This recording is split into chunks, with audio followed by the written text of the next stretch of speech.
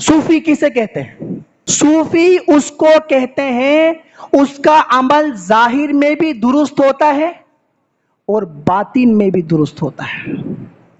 उसका अमल जाहिरी तौर पर भी ठीक होता है और अंदर से बातिनी तौर पर भी ठीक होता है।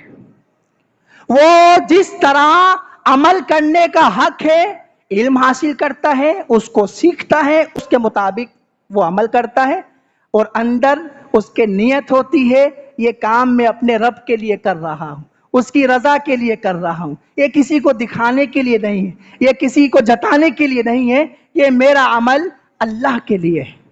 उसका बातिन बड़ा पाक होता है, उसके बातिन के अंदर बड़ी तहारत होती है, उसका जाहिरी अमल और बातनी उसकी सोच और नियत और किरदार वो मैच कर रहा होता है। मुनाफिकत उधर छूती भी नहीं, उस तरफ जाती भी नहीं।